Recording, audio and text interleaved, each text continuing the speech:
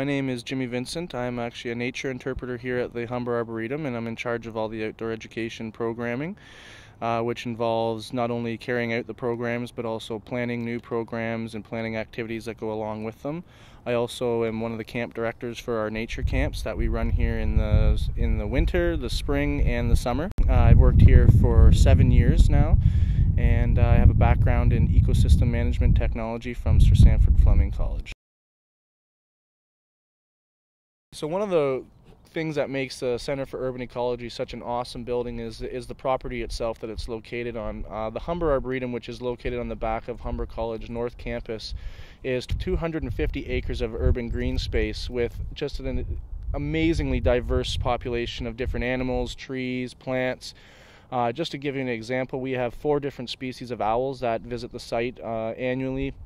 We have our great horned owl, we have our long-eared owls, screech owls, and we also have the northern saw-whet owl, which is actually the 3rd smallest owl in North America.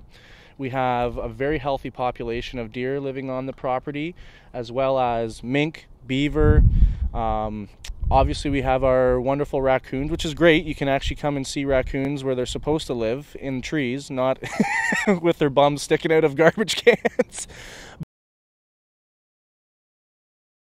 So it helps us connect with the students as well, and it shows them that, hey, look what you can have inside of the city, because we're surrounded by city on all sides here, and the fact that they have a part of their property, of their college, that has white-tailed deer and has hawks nesting and owls that roost up in the trees, and just to kind of give them that pride of like, yeah man, Humber is amazing. And it's amazing, the North Campus here where the Arboretum is fantastic, but it's pretty cool because the South Campus, Lakeshore Campus, has another massive natural area connected to it as well. So I think it really helps to define Humber and sort of their commitment to providing these natural spaces for their students to use to kind of, like I said, to not only have fun and play with your buddies, play some catch with a football, but to relax and kind of, let the stress of school sort of melt away.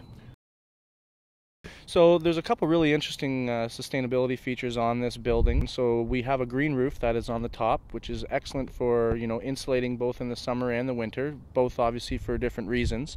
But one thing that's really unique about our green roof system is the fact that it has an overflow, so that if the substrate that the plants are planted on is kind of oversaturated, the extra water is diverted down into a 10,000 liter cistern that we can use for irrigation.